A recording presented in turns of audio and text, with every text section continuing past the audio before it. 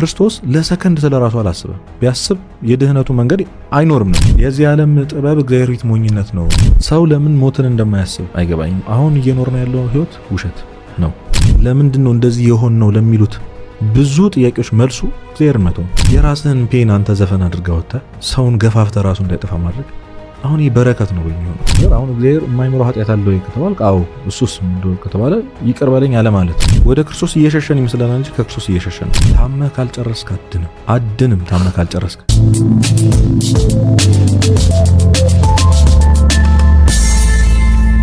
በጣም ዶሚኔት እየተደረገ ነው። አሁን ያለንበት የፋሽን ጊዜ ባይዘ ለውጮቹ የሆነ ጊዜ 10 ዓመት ወይ 5 ዓመት በፊት የነበሩበት ነው። በቃ እንደዚህ እያደረገ ነው የሚመጣው። ሲምፕል መሆንህን እንኳን የሆነ እንዴት ሪላይዝ አታደርግም? ለነገሮች ለመሰበር ቶሎ ለመገዛት ሲምፕል መሆን ራሱ ጋር ያናደል። በአንድ ነገር ለመገዛት ማለት ነው የምትፈልገውን ነገር ዝም ብለህ አስበው እና የዚህ ዓለም ጥበብ እግዚአብሔር ፊት ሞኝነት ነው። ፉሊሽ ፎር ክራይስት ይባላል አባቶች። ለክርስቶስ ብሎ ጅል መሆን ማለት ነው። ዝም ብለህ አስበው። ክርስትና ለምሳሌ እኔ ሊከተለኝ የሚወድ አስቀድሞ ራሱን ይካድ ከዛ ዕለት መስቀሌን ተሸክሞ ይከተለኝ። ይሄንን ነው የኖሩት ቅዱሳን። አባ መቃርስ ውሃ ሊቀዳ ሲወጣ ሌባ ቤቱን ገብቶ እየዘረፈው መጥቶ አይቶት አገዘው። በቃ ሌባው ጓደኛው መስሎታል። አግዞት መጨረሻ ላይ ጠርቶ ቆይ የቀረህ ቃል ሲለው ነው የደነገጠው ሌባው። አሁን ይሄ ሰው ማን በዚህ ሰዓት ቢሆን ወይም ቲክቶክ ላይ ቢወጣ ደሞስት ፋራ ሰው ግን ይሄ ሰው ቅዱስ በጣም ነው። ቅዱሳን ህይወት ስታያቸው በዚህ ምድር ጅልነት የሚመስል እና አሁን ስናነበው እኮ እንስማማበታለን። መስማማትና ማመን በጣም ዲፈረንስ አለው። አክቹዋል ላይፍ ላይ ሲመጣ ታድርጓለሁ። ያንተ ክርስቶስ ለሰከንድ ስለራሱ አላስበ ቢያስብ የድህነቱ መንገድ ላይክ አይኖርም ነበር። የዛሬ 2017 ዓመት እኮ ምን አይነት ሰዎች እንደምትሆኑ እኮ አውቃለሁ፣ ይሄንን ስጋና ደሜን እኮ እንደምታርክሱት አውቃለሁ ብሎ ቢያስብ ትንሽ ለሰከንድ ነው ማለት ለራሱ ቢያስብ እነዚህ ሁሉ ነገሮች አይኖሩም ነበር። እና ራስን መካድ ክርስቲያን መሆን ማስገዛት ፋራነት ወይም ደግሞ ሞኝነት መስሎ እየተሰማን ሞኞቹ እነዛ ናቸው። ዓለማዊ አስተሳሰብ ብቻ ያለን ሰዎች ነው። በስማማር ወይም ደግሞ እዚህ ምድር ላይ የሚቀሩ መቃብር እኮ ኪስ የለውም። ምንም ይዘህ አትገባም። ምንም በቃ አስበዋል። አሁን የቁምክባት መሬት ነገ ጣራ ትሆናለች፣ ትገባለህ ከስሯ። ሰው ለምን ሞትን እንደማያስብ አይገባኝም። አሁን እየኖርን ያለው ህይወት ውሸት ነው። ከሞት በኋላ ያለው ህይወት ነው እውነት። ሁሌ ማሰብ አለብህ። በጣም ሞኝነት የሆነው እዚህ ምድር ላይ የሆነ ነገር አቺቭ አድርጎ ለመኖር የሆነ ነገር ለመገንባት ምናን እያሰበ የሚኖር ሰው ነው ሞኙ። ዝም ብላ ሰው ቅዱሳን እንዴት እንደሚመለከቱ ወይም ደግሞ እዛ ያሉ ሰዎች እኔ በጣም የሚያስደንቀኝ እንዳገላለጽ አሁን በሲኦል ያሉ ነፍሳት ይላል አንዳበት በጣም የሚመኙት ነገር ይመስላል። ላይክ the only አንድ ነገር ይመኛሉ። እሱም በምድር ላይ ትንሽ ደቂቃ መቆየት። ምን ለማድረግ ነው ታውቃለህ? ንስሐ ለመግባት። ታምናለህ? አንተ አሁን ማስቲካ እያኘክበት፣ ኳስ እያየበት፣ ፔስ እየተጫወትክበት፣ ተኝተህ ስክሮል እያረክበት፣ አሁን ስልክህን ይዘህ አልጋ ላይ ጋደም ብለህ ይሄን እየሰማህበት ያለውን ጊዜ በብዙ ሚሊዮን ያሉ በሲኦል ያሉ ነፍሳት የሚመኙት ሰዓት ነው። ግን እንዳንተ ለመተኛት አይደለም፣ ንስሐ ለመግባት። አልገባህም። ያስከው ነገር በጣም አልገባህም። ያንን ማሰብ አለብን። እኔ እንደው ቤተክርስቲያን ያሉ ሰዎች ይሄ ክርስቲያን የሆነ ሰው ጀጅመንታልም አይደለም። እሱ እንደው ጠቀመን ማለት አረራ አንተ ምናምን አይልህም። ነጠላ ለብሶ የመጣም ሰው በፍቅር ስለሚቀበልህ የክርስቶስ ሰው ከሆነ የምር ቤተክርስቲያን ሰው ከሆነ እንደዛ ስለሚያደርግ ነው እንጂ የሆነ ቱ ሳይድ ነው እየኖርን የሚመጣው። የሆነ እዚህ ጋር የተበላሸ ትውልድ አለ፣ እዚህ ጋር ጥሩ ትውልድ አለ። ዋር ምናምን አይደለም። እዚህ ጋር ፍቅር ነው ያለው። መምጣት ነው ያለብህ ሊቀበልህና አይነ ሲገለጥ የጠፋው ልጅ እኮ አጥፍቶ ምኑ ምሎ መጨረሻ ላይ ወድቆ ቀና ሲል ራሱን ምን እያረጋገኘው መሰለህ? የእሪያ ምግብ የአሳማ ምግብ እየተመኘ ከዛ ትዝ አለው የአባቱ ቤት። አዎ አንዴ ደንገጥ ብንል ምን አይነት የረከሰ ነገር ውስጥ እንዳለን ይገባ ነበር። በደንብ ወላጆች የሚያዩት ይመስለኛል ይሄን ፖድካስት። እግዚአብሔር እንግዲህ አንተ ሞግዚት ነህ። አባቱ ለዛ ልጅ እግዚአብሔር ነው፣ የዛ ልጅ እናት እግዚአብሔር ነው። አንተ አይደለም። አሳድግልኝ የፈጠርኩትን እኔ እንደሆንኩ አውቆ ተረድቶ እንዲኖር አሳድግልኝ። ቅዱስ አፈወርቅ በጣም በቃ ተማርሮ የሚያስተምረው ትምህርት ቤተክርስቲያን እኮ ስራዋ ያህል ነበር።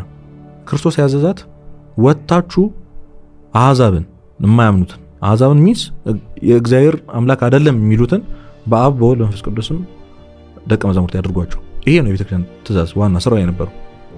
አሁን ቤተክርስቲያን ንስሐ ግቡ ስጋው ደግሞ ተቀበሉ የሷ ስራ አልነበረም፣ የትንሿ ቤተክርስቲያን ስራ ነው። ትንሿ ቤተክርስቲያን የምትባለው ነው ቤተሰብ ነው። አባት እናት እያለ የንስሐ አባት መጥቶ ስለ ንስሐ ያስተምር። ስለዚህ በአንተ ስንፍና ምክንያት ነው ልጆች እንደዚህ የሆኑ። ቤተክርስቲያን ዛሬ መድረክ ላይ ንስሐ ግቡ ስጋው ደግሞ ተቀበሉ አስቀድሱ ምናምን የሚል ስብከት እኮ እሱ አይገባትም ነበር።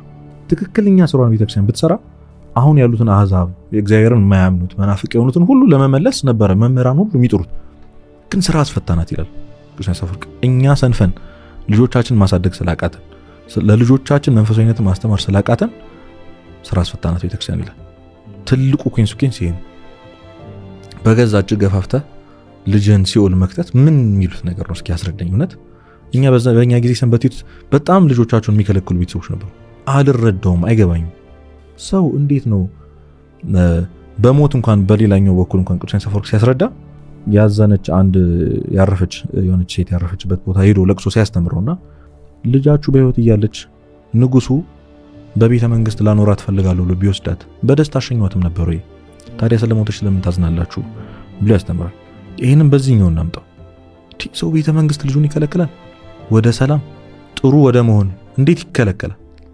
ደግሞ ለምን እንደሚከለክሉ እኮ ትምህርቱ ይሰንፋል፣ እንደዚህ ይሆናል እና ምን ኤክስኪውዝ የሚያደርጉት ነገር በጣም እና ለልጆቻችን ለእያንዳንዷ ነገር ተጠያቂኛን። በነገራችን ልጅ እንኳን ልጅ አይደለም፣ በነገራችን ላይ አንተ ስለኔ ተጠያቂ ነው ስላየኸኝ ብቻ። በጣም ያስፈራኝ የመጽሐፍ ቅዱስ ቃል ሕዝቅኤል ምዕራፍ 33 ቁጥር 8 ላይ አለ። ምን ይላል መሰለ? ኃጢአተኛው ኃጢአት ይሰራ አይተኸው ነው የሚለው። አይተኸው ነው ማን ጓደኛውን አይደለም፣ አይተኸው አንተ ሰው ተው ኃጢአት አትስራ፣ በኃጢአት እንዳትሞት ከሞትክ ሲኦል ትገባለህ ምናምን ይልና ባትለው እንደዛ ባትለው እና ይህ ሰው ከነ ኃጢአቱ ቢሞት የኃጢአተኛውን ደም ከእጅህ እፈልጋለሁ ይላል። ስላየኸው ተጠያቂ ነው፣ ስላልነገርከው ተጠያቂ ነው። እንዴ በ300ኛው ክፍለ ዘመን በነ ቅዱስ ዮሐንስ አፈወርቅ ዘመን ሰማዕትነት ዘመን ማለት ነው። ያን ጊዜ እናቶች ልጆቻቸውን ለሌላ ሰው አደራ ይሰጡ ነበር፣ ወይም ደግሞ አባቶች ለሌላው ክርስቲያን ማለት ነው። እኔ ከሞትኩ ሰማዕትነት ከተቀበልኩ ክርስቶስ ማን እንደሆነ ሃይማኖቱ ማን እንደሆነ አስተምር አሳድግ ይህንን ሰው እርስ በርስ አደራ ይሰጣጡ ነበር። ስለዚህ ያ እናት ስትሞት ይሄኛው ሲቀበል ሊያሳድግ ምናምን ሊያበላ ሊያጠጣ አይደለም። እናትህ ስለተቀበለችው ሰማዕትነት ለተቀበለችለት ሃይማኖት፣ አባትህ ስለሞተለት ሃይማኖት ሊያስተምረው እና ክርስትና አባቴ ክርስትና እናቴ ብለው አንዳንድ የሚያሳዩኝ ሰዎች ግራ ነው የሚገቡ። ስትቀበል ክርስትና አባት ሆነ መጣ ከሆነ ማን የሕፃኑን ልጅ አውራጣት ይዛ ጸሎት ሃይማኖት ትደግማለህ። ጸሎት ሃይማኖት ማለት እንግዲህ ሃይማኖት መሰረት ልጁ አምኖ አይደለም የሚጠመቀው ሳያምን የተቀበለውን ሃይማኖት እኔ አስተምሬ አሳምነዋለሁ። እንዴ ያኔ የልጁን አውራጣት ማለት አውራው ሆናለሁ ነው እኮ በህይወቱ ሁሉ አጠገብ ሆኜ እና የክርስትና ልጅ የሚመስለን ልብስ መግዛት ጫማ መግዛት ምናምን እሱንም ከስንት አንድ ሰው የሚያደርገው። የደገምካትን ጸሎት ሃይማኖት መጥፋት አለብህ። አውጥተህ ለዛ ልጅ ማስደገም አለብህ። በአብ ማመን አለብህ። አብ ሁሉን የፈጠረ ነው። በወልድ ማመን ያለብህ የአብ ልጅ ነው፣ መንፈስ ቅዱስ ከአብ የወጣ ነው እያልክ መጣ፣ ተቀበረ፣ ሞተ፣ ተነሳ የሚለውን ማስተማር አለብህ። በአንዲት ቤተክርስቲያን እናምናለን፣ ቤተክርስቲያን መንገር አለብህ። በአንዲት ጥምቀት እናምናለን፣ ጥምቀቷን እናምናለን። እያንዳንዱ ነገር የደገምከውን ነገር ይሄ ልጅ አምኖ መነሳት ነበር እና በዛ ልክ ነው። ወላጅ ደግሞ የክርስትና አባት እንደዚህ አይነት ኃላፊነት ካለው ወላጅ አባትህ ደግሞ ምን አይነት ኃላፊነት እንዳለው አስብ። እኔ በጣም በቃ እስካሁን ኮንፊውዝ መሆንበት ጉዳይ ያ ነው። ሰው በጣም ስለሚሳሳ አስብ እንግዲህ ይመስለዋል፣ መሳሳት ይመስለዋል።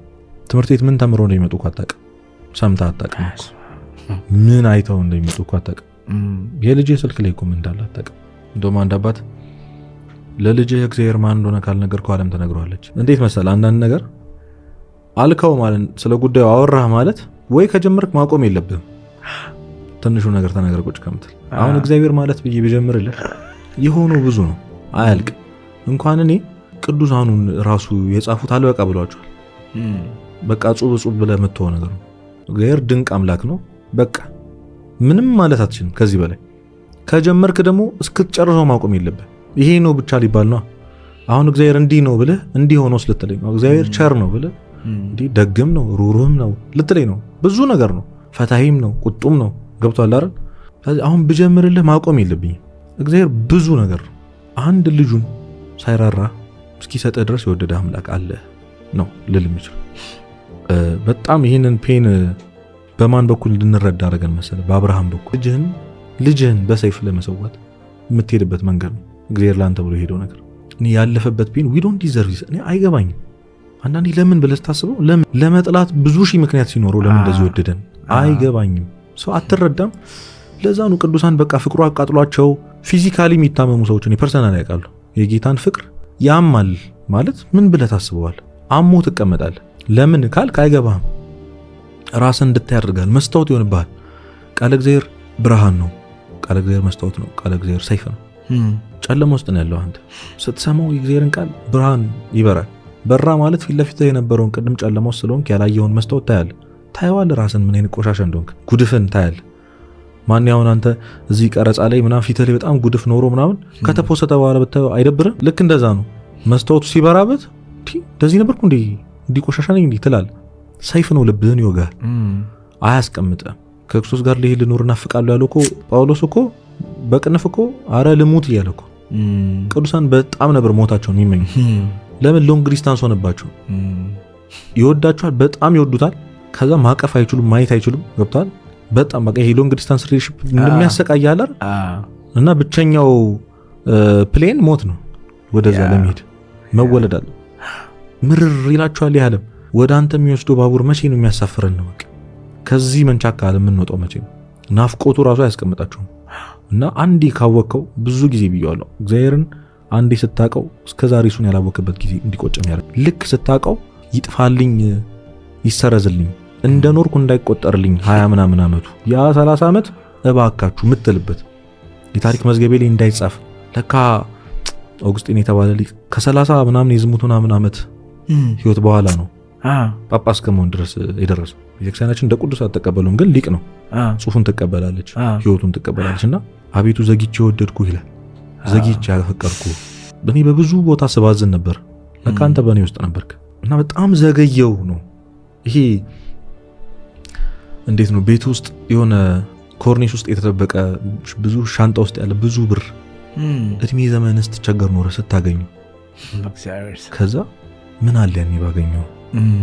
እነዛን ያማረርኩባቸው ጌታ አንተን እንደዚህ መውደድ ብችል ኖሮ፣ አንተ ብትገባኝ ኖሮ እንዴት አልፎ ይሆን እነዛ ሁሉ መከራዎች፣ እንዴት የሙሉ ነገር ደስታዬ ይሆን ባቀህ ኖሮ እንዲያልሆን ነበርና ትላንት ራሱ የሆነ ጽሁፍ ፖስት አድርጌ ነበር።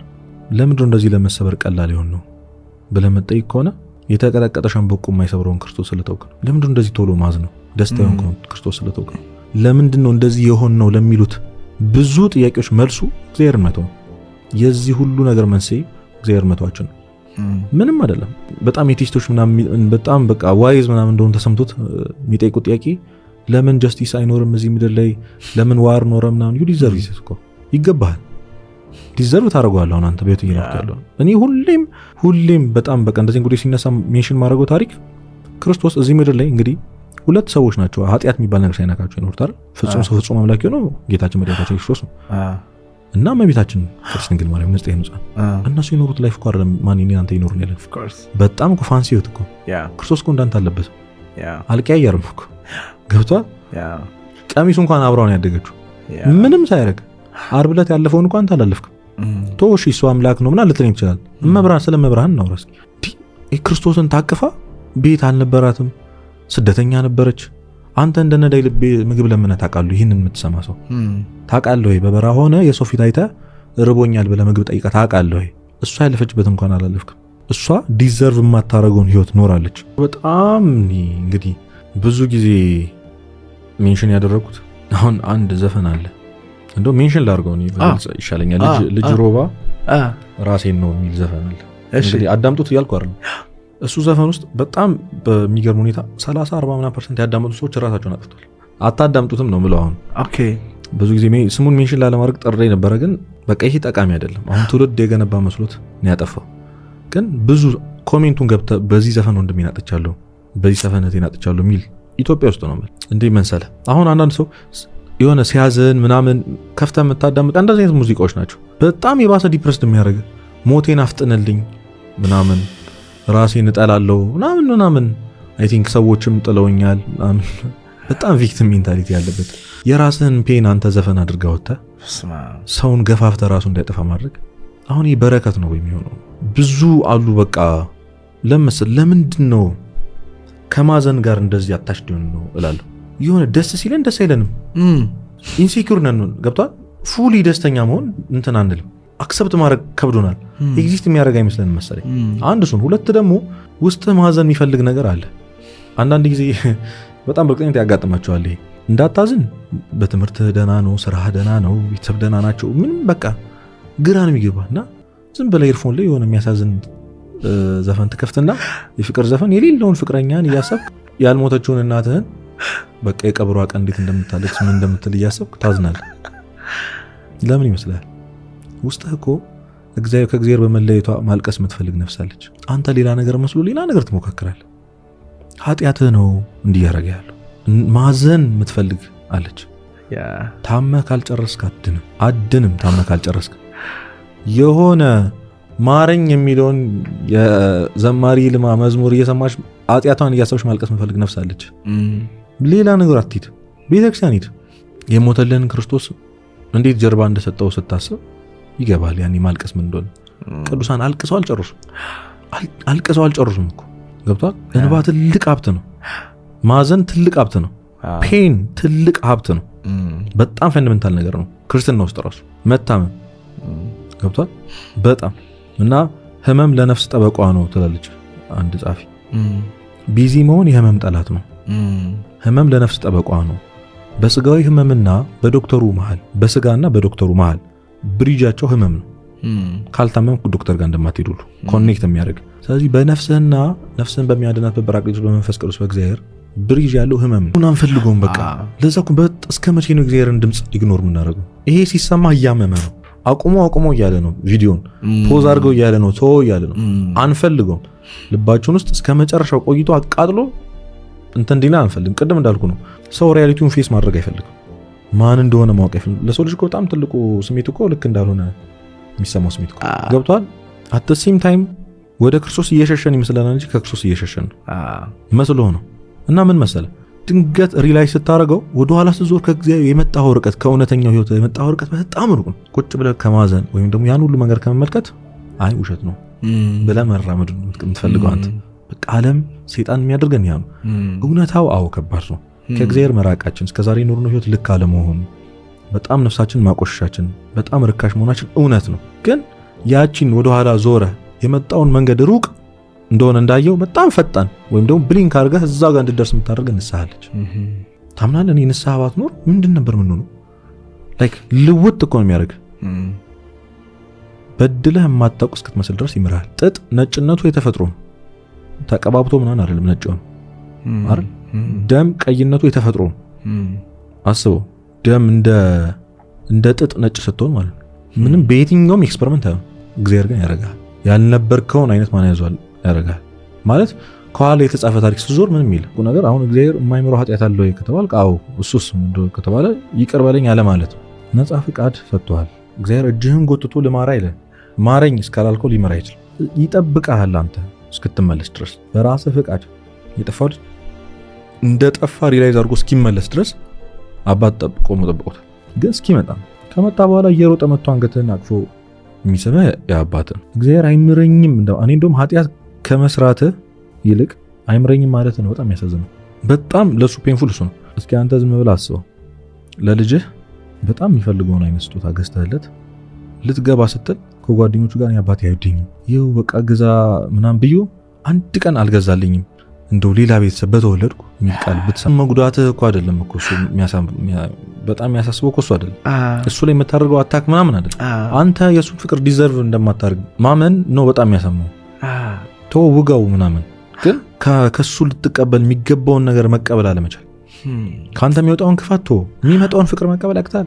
የሚመጣውን ምህረት ልስጥህ የሚለውን ነገር አለመቀበል። አንተ ልጅህ ለምሳሌ አሁን አባታቸውን እናታቸውን የሚጠሉበት ምክንያት ይኖራሉ ወይ ሲያሳድጓቸው ባሳደጉበት ምናምን ብዙ አይነት እንደዚህ ስቶሪዎች ሰምተን ስለምናቅ ማለት እና ያ አባት ሪግሬት አድርጎ ተጸጽቶ ለምሳሌ በመጠጥ በምን ከሆነ እናቱን ልጁን ያስቀይም ከነበረ በቃ ራሱን ቀይሮ ንስሐ ገብቶ ለመምጣት ሲሞክር ከልጁ ጋር ለመግባት የሚያደርገውን ፊልም ላይ ምናምን ያያናቸው ነገሮች አሉ። ስጦታ ይገዛለታል፣ በር ላይ ከትምህርት ቤት ውጭ ይጠብቀዋል ምናምን ገብቷላ። ታዝንለታለህ ለዛ ሰው። እግዚአብሔር እኮ ምንም አድርጎ አያውቅም። ምንም ኤክስኪውዝ ማቅረብ አንችልም። ታውቃለህ በጣም ፈራው ምን ታውቃለህ? ምንም ኤክስኪውዝ አሳማኝ ምክንያት የለም አንተ ጊዜ ለመራቅ። እስኪ እንደው ማን ነው እኔ በዚህ ዓለም ይሄን የሚሰሙ ምናምን ሺህ ህዝብ መጥቶ ከእግዚአብሔር ለመራቅ ያሳማኝ ምክንያት ሁሉ ያቀርብልኝ። እስኪ ትላንት አንድ ጓደኛዬ እያለች ነበር አንድ ሰው ምን አለኝ አለች ሲምፕል ነገር እኮ አሁን በቃ ልናደርግ የምንችለው ማዳመጥ ብቻ እኮ ማለት ሊስት ማድረግ የምትችለው ነገር አሁን ማዳመጥ ያቅታል። ምንም እኮ በቃ አሁን አስተዋጽኦ የምታደርግልን ነገር የለም። እግዚአብሔር ሲነግርህ ስማ፣ ዝም ብለህ ተማሪ ያለ ቅዱስ አፈወርቅ እስክትለወጥ ድረስ ዝም ብለህ ተማር። ስማ ዝም ብለህ በቃ እስክታዳምጥ ራሱ ስማ። ለምሳሌ እሱ ነው ድራይቭ የሚያደርግህ ወደዛ። ሌላ ሾርት ከት የለም። አሁን አንዳንድ ሰው ንስሐ ስትገባ እስተካከላለሁ ይላል፣ ወይም ደግሞ ንስሐ ከገባ በኋላ ጸሎት አደርጋለሁ ይላል። ምክንያቱም እንደዚህ አይነት ኃጢአት እየሰራው እንዲህ ባደረኩበት እጄ እንዲህ ባደረኩበት ሰውነት እንዴት ነው ጠዋት ተነስቼ የምጸልየው ይላል። አቡነ ቄርሎስ በጣም ኃጢአተኛ ነኝ እንዴት ብዬ ጸልያለሁ አትበል። ንስሐ ከገባ በኋላ ጸልያለሁ አትበል። ወደ እውነተኛው ንስሐ የምታቀርብ ራሷ ጸሎት ናት። ሁሌ እናገረዋለሁ። በጣም ላይፍ ቼንጂንግ ቃል ስለሆነ ማለት እንደዚህ የተናገረች በጣም በህይወት የምትጠላውን ራስን እንድትጠላ የሚያደርገን መስታወት ፊት ስታየው ከራስን እንድትጸየፍ የሚያደርገን ሁልጊዜ ዲፕረስድ የሚያደርገን ያን በየቀኑ የምትሰራውን ኃጢአት ማታ ሰርተኸው ጠዋት ለጸሎት የመቆም አቅም ካለ አንተ ምን ነገር ታሸንፋለህ?